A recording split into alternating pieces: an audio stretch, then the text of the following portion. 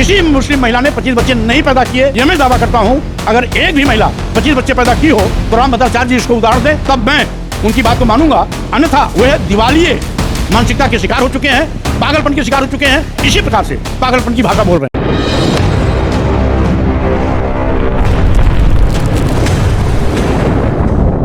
आज देश जल रहा है, प्रदेश जल रहा है। भाजपा की गलत नीतियों से करोड़ों नौजवान बेरोजगार हो गया। गरीबी का आलम यह है कि 80 करोड़ लोगों की जिंदगी 5 किलो 10 किलो चावल पे आके ठहर गई। महंगाई का आलम यह है कि आम लोगों का जीवन दूभर हो गया। वादा करने के बावजूद भी मोदी सरकार किसानों को लाभकारी मूल्य आज तक नहीं दे पाती। किसानों की एक ही मांग थी कि उनके उपज का न्यूनतम समर्थन मूल्य घोषित किया जाए। सरकार आज तक किसानों की बात को स्वीकार नहीं की। छुट्टा जानवर किसानों की हरी भरी फसल चल के चौपट कर रहे हैं।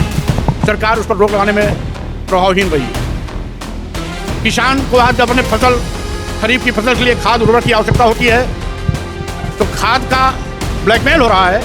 किसान को खाद के नाम पर लाठियां मिलती हैं या पुलिसिया तंज मिलता है। 27,764 स्कूल बंद होने कगार पर हैं, जबकि योगी सरकार हर 400-500 मीटर पर शराब की दुकान धड़ाधड़ खोल रही है। एक और सरकार की दुकान खोल रही है, दूसरी ओर उत्तर प्रदेश की कानून व्यवस्था ध्वस्त हो चुकी है। प्रदेश जंगल राज बन गया है। गुंडे माफिया अपराधी बेखौफ कानून की धज्जियां उड़ा रहे हैं, जिसके कारण पूरे प्रदेश में दलित आदिवासी पिछड़े समाज के नौजवानों की रोजाना आए गए दिन कहीं न कहीं हत्या हो रही है। बहन बेटियां बलात्कार शिकार बनाई जा रही हैं। धार्मिक उन्माद फैला करके कई मदरसे तोड़े जा रहे हैं, कई मजारें तोड़ी जा रही हैं, कई मस्जिदें तोड़ी जा रही हैं। मकसद इस सरकार का केवल इतना है कि हिंदू मुस्लिम उन्माद पैदा कर अपनी कमियों को छिपाया जाए और जनता का ध्यान भटकाया जाए। इसलिए साजिश के तहत भारतीय जनता पार्टी, केंद्र सरकार, प्रदेश सरकार हिंदू मुस्लिम और मस्जिद मंदिर का नारा देकर के हिंदू मुस्लिम भाईचारा सौहार्द को खत्म करने पर आमादा है। भाईचारे में जहर घोलने का काम कर रही है। अपनी जनता पार्टी इन तमाम ज्वलंत समस्याओं को लेकर के संविधान सम्मान जनहितों का यात्रा लेकर के प्रदेश भ्रमण पर निकली है। 6वें चरण में आज हम बनारसी में हैं। इसके बाद हम आपके चंदौली जनपद से होते हुए गाजीपुर, मऊ, बलिया, आजमगढ़ तक जा रहे हैं। 7 दिवसीय हमारी यात्रा है। इसके पहले 5 चरण की यात्रा हमारी पूरी हो चुकी है। ये 6वें चरण की यात्रा आजमगढ़ में 21 तारीख की पूरी होगी और 21 तारीख को आजमगढ़ की यात्रा पूरी होने पर 42 जिलों का दौरा भी अपनी जनता पार्टी पूरी कर चुकी होगी। मकसद है सरकार को जनता की जवाबदेही के प्रति सचेत करने की, साथ ही साथ जनता के प्रति जवाबदेही सुनिश्चित न करने और अदानी अंबानी के हाथों में देश को बेचने का जो पाप कर रही है।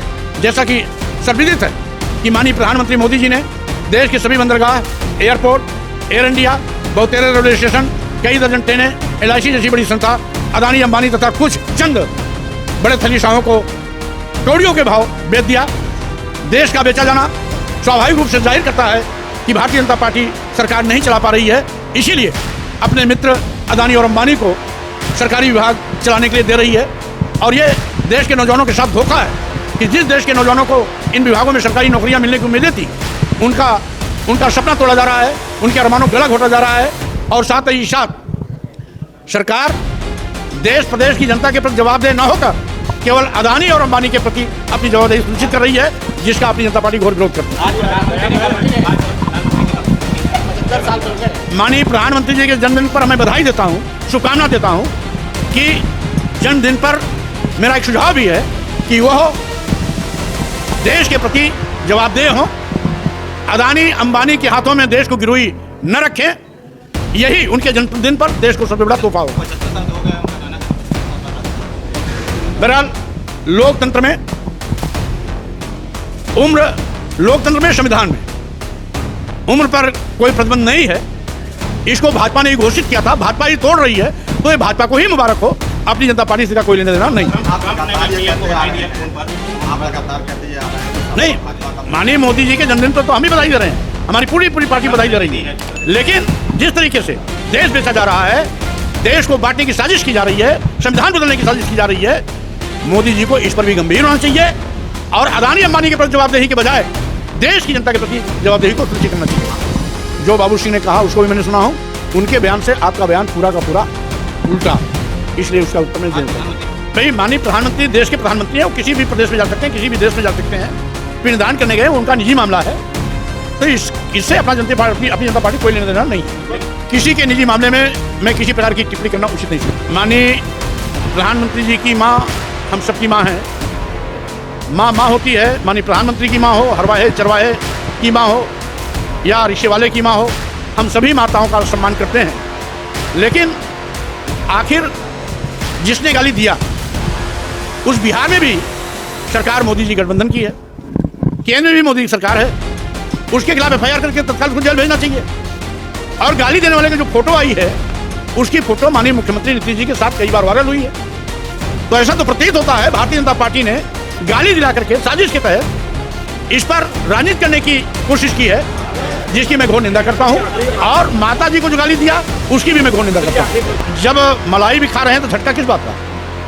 यह सरकार पर दबाव बना रहे हैं और माल मलाई लेने के चक्कर में है, इसका और दूसरा अर्थ नहीं होता। 27 में अपनी जनता पार्टी उत्तर प्रदेश में सरकार बनाने की तैयारी में लगी हुई है। भाजपा को बाहर का रास्ता दिखाएंगे, अपनी जनता पार्टी के नेतृत्व में लोक मोर्चा की सरकार बनेगी। राम भद्राचार्य जी संत हैं, उनको संत की भाषा बोलनी चाहिए। अमर्यादित टिप्पणी करने का औचित्य नहीं है। अगर मुस्लिम महिलाएं 25 बच्चे पैदा करती हैं, तो अन्य धर्म के महिलाओं को 25 बच्चा पैदा करने से रोका किसने? एक ही। दूसरी चीज, किसी मुस्लिम महिला ने 25 बच्चे नहीं पैदा किए, यह मैं दावा करता हूं। अगर एक भी महिला 25 बच्चे पैदा की हो तो राम भद्राचार्य जी इसको उदाहरण दें, तब मैं उनकी बात को मानूंगा। अन्यथा वह दिवालिये मानसिकता के शिकार हो चुके हैं, पागलपन के शिकार हो चुके हैं। इसी प्रकार से पागलपन की भाषा बोल रहे हैं।